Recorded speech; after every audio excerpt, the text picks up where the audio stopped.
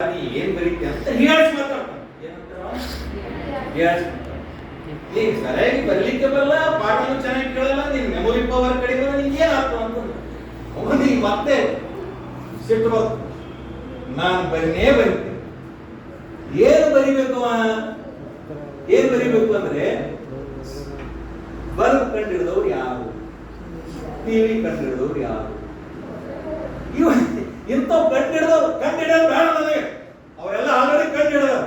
ಆ ಕಂಡಿಡಿದವರ ಜಗತ್ತಿನಲ್ಲಿ ಸಾಧಕರ ಒಂದು ಪಟ್ಟಿ ಮಾಡಿ ಅವರ ಬಯೋಗ್ರಫಿ ಬರದ ಬಡವ ಹೇಳ್ಸ್ಯಾರ, ಏನು ಬರಲ್ಲ ಜಿದ್ದ ಒಂದು ಚೆನ್ನಾಗೇನು ನಾನು ಪುಸ್ತಕ ಬರೀತೀನಿ.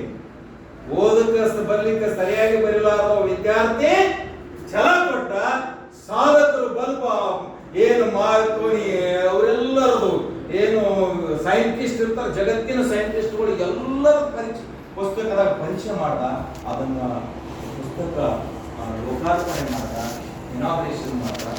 ಏನು ಸಾವಿರ ಲಕ್ಷ ಗಂಟ್ಲೆ ಏನು ಖರೀದಿಯಾದ ಪುಸ್ತಕ. ಬಲ್ಬ್ ಕಂಡುಹಿಡಿದವರು ಟಿವಿ ಕಂಡುಹಿಡಿದವರು, ಆಮೇಲೆ ಈ ಬೇರೆ ಬೇರೆ ಅವರು ನೋಡ್ರಿ ಎಲ್ಲ ಸೈನ್ಸ್ ಬರ್ಕೊಂಡು ಎಲ್ಲ ಸಾಧಕರು ಹೀಗ ಅಂತ ಗಾಬರಿಯಾಗಿ ಆ ಪುಸ್ತಕ ಖರೀದಿ ಮಾಡದೆ ಮಾಡೋದು.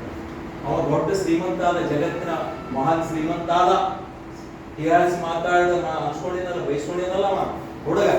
ಮತ್ತ ಅವನಷ್ಟು ಕನಿಷ್ಠ ಅಂತೂ ಯಾರು ಅಲ್ಲ, ಓದಲಿಕ್ಕೆ ಬರ್ಲಿಕ್ಕೆ ಬರ್ತದೆ, ಸಾಧಕರಾಗ್ಬೋದೆ. ಇಷ್ಟು ಹೇಳಿ ಈ ಕಾರ್ಯಕ್ರಮಕ್ಕೆ ಇಷ್ಟು ಸಾಕು ಅಂತ ಅನಿಸ್ತದೆ.